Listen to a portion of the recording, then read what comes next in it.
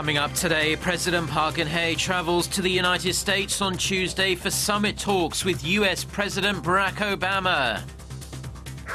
The Education Ministry will announce its history textbook reform plan today. It's expected to enforce the implementation of a single history textbook in Korean schools. Plus, Turkey is in mourning as the death toll from the Ankara bombing rises to 128. Stay tuned for these stories and more.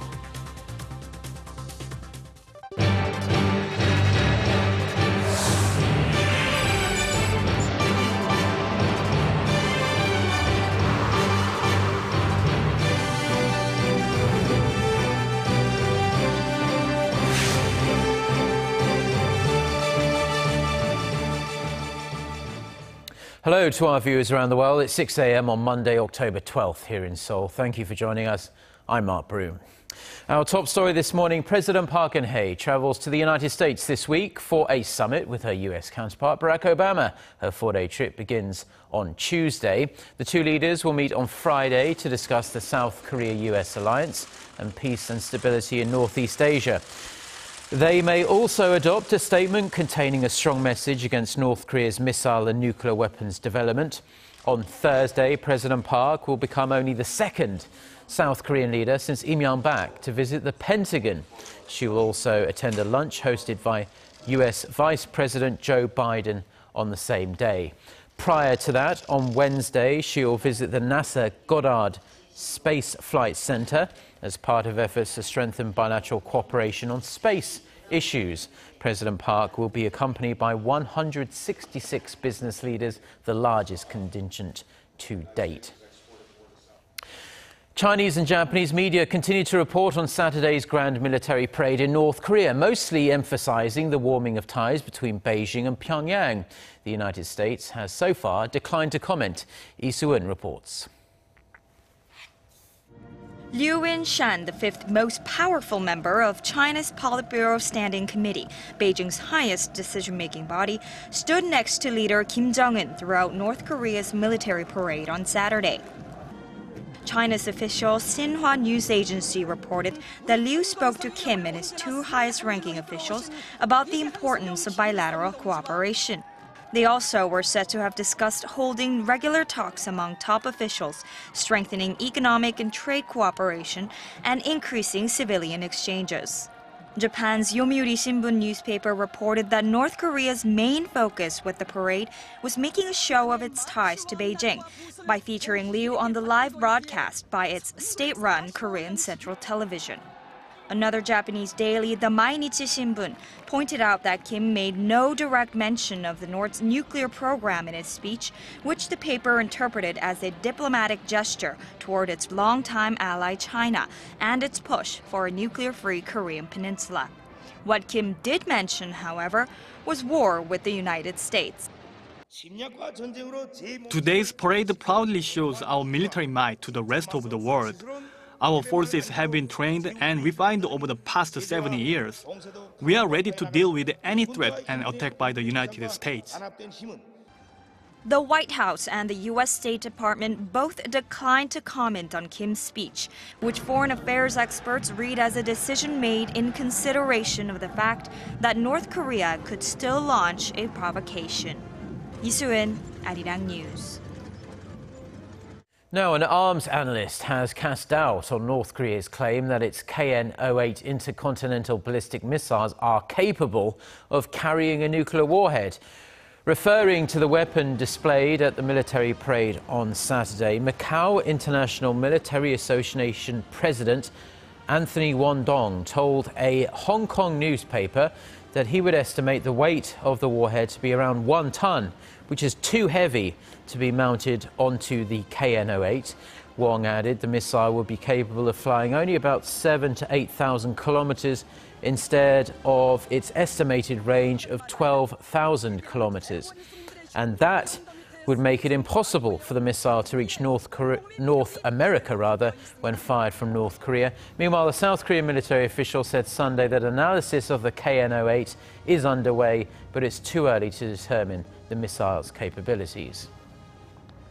Back here in South Korea, and the dispute over the President Park Geun-hye's administration's aim to give the government sole authority over the publication of the country's history textbooks is heating up. Following meetings on the issue with the plan's proponents, the Ministry of Education says it will announce its reform plan on Monday afternoon.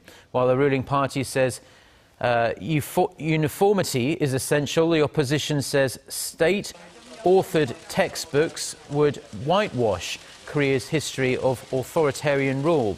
A teachers' association whose membership encompasses 40% of Korean educators voted for the government plan on Sunday with 62% in favour. However, the number of academics and civic groups signing on to petitions against the push is also on the rise.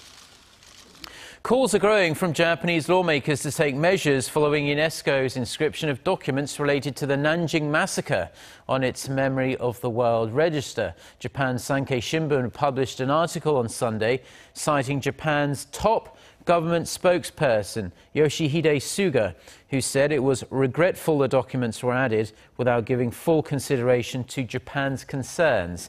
The chief cabinet secretary also demanded the process of funding the UN cultural body to be reformed.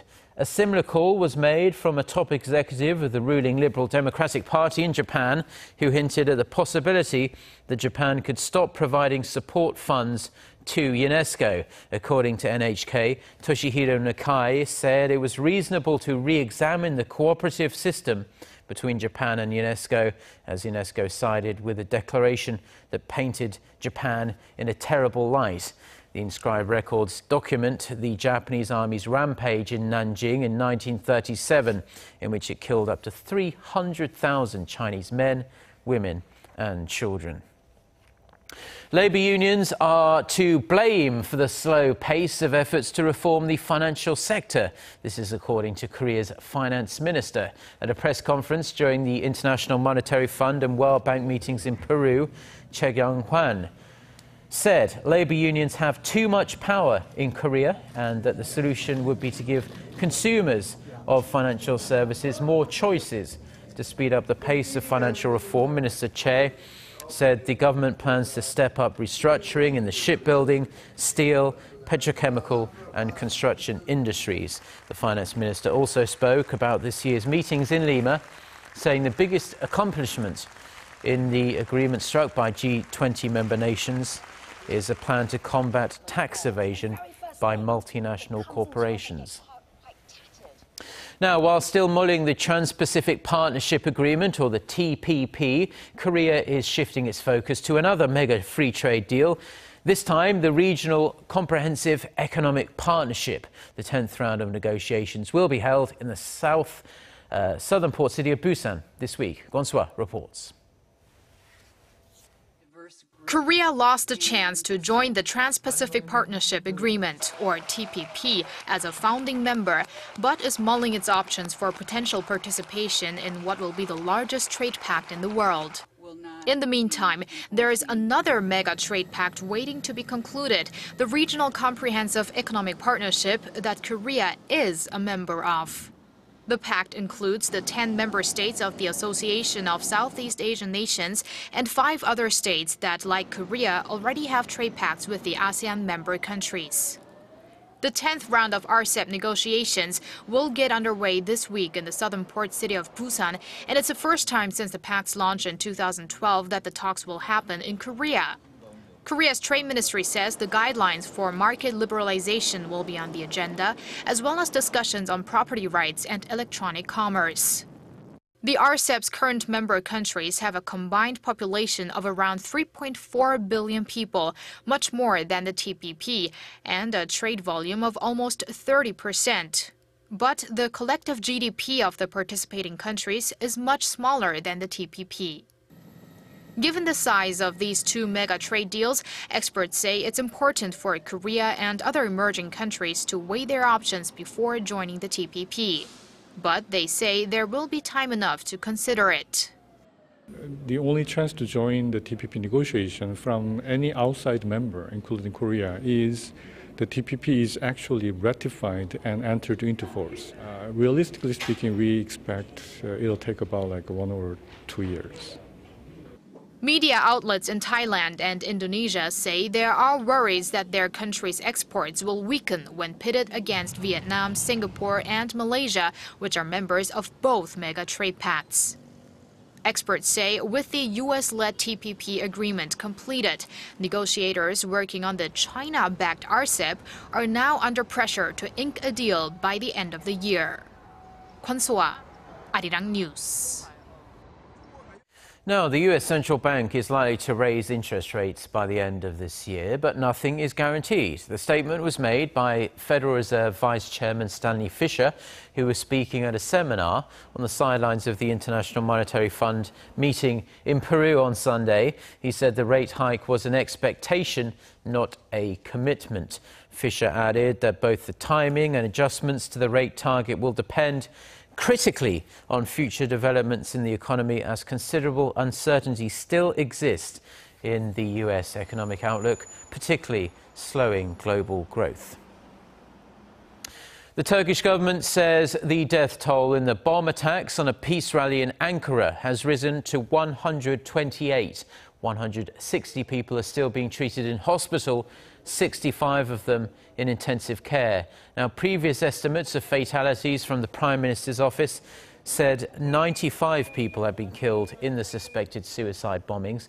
Opposition groups are blaming the government for the attack. Some chanted "Murderer Erdogan," "Murderer police," blaming the president for the worst terrorist attack in Turkey's history.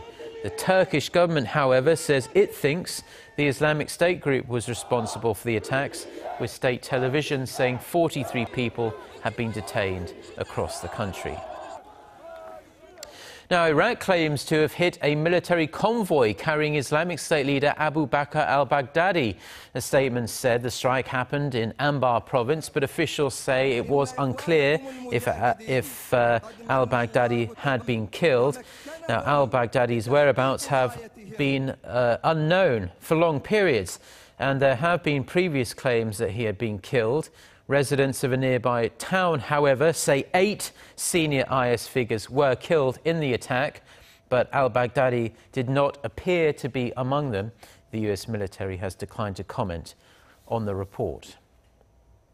Now, the Volkswagen emissions scandal has seriously damaged the German auto giant's credibility and also sales of diesel vehicles. But the hybrid and electric car market may end up benefiting from VW's despair. Won Ji-yeon reports. Just a few months ago, the popularity of diesel cars was taking off in Korea. That was until the German carmaker Volkswagen came under fire last month for deliberately installing software on its diesel cars to cheat emissions tests. Feeling betrayed by the once trusted automaker, consumers around the world are beginning to turn their backs on diesel. Volkswagen's clean diesel image has now been damaged. The scandal has also proved that diesel engines come with many limitations, so now we can expect a relative drop in diesel car sales. A recent survey by Korea's auto research firm Consumer Insight shows that the ratio of car owners wanting diesel over other alternative fuels had dropped by more than half the amount reported before the scandal. Meanwhile, consumer demand for hybrid cars had grown to 35% in September, more than 3 times the ratio from July. Now experts are saying that the golden age of electric cars may not be so far away. Until now, the automobile industry focused mainly on the quantitative growth of its brands, but the scandal has opened the door to an era of electric and hybrid vehicles. Experts added that the shift in consumers' choice in eco-friendly vehicles could reshape the entire car industry. They are now advising Korean car makers to step up their hybrid and electric sectors to prepare for the future of automobiles. Won Ji-yeon, Arirang News. Now, we all experience memory loss at some points in our life, and it can be scary, particularly for older people. But a research team here in Korea has taken a step closer to learning why and how it happens. Park Se-young reports. In this movie, a man suffers short-term memory loss, unable to remember anything for longer than 10 minutes. For some time, scientists have known of the roles genes play in memory formation, but not which ones. In this new study, a research team from Korea has recorded evidence of the brain turning off its memory inhibitor to make new memories. Using electric shocks, the scientists trained several mice to fear being put in a cage. They compared their reactions against an untested control group after 5, 10, 30 minutes, and 4 hours by performing RNA sequencing and ribosome profiling on the hippocampus, a seahorse-shaped structure that has a central role in memory formation. The study showed the gene NRSN1, one of the 104 identified genes that were expressed differently in the trained mice, acts as a suppressor of long-term memory formation. Mice without the memory suppressor genes did not move inside the cage, while mice with overexpressed genes forgot about the electric shocks and moved around freely. Additionally, scientists found that activating the estrogen receptor alpha in the hippocampus also impairs memory formation. The suppression of protein-coding genes and early repression of specific genes on the molecular level play a key role in the formation of long-term memory. The study highlights the need to understand gene regulatory events during memory formation. The research team expects the findings to be used for developing new treatments for memory disorders. Their findings were published in this month's issue of Science. Park Geun-hye, Arirang News.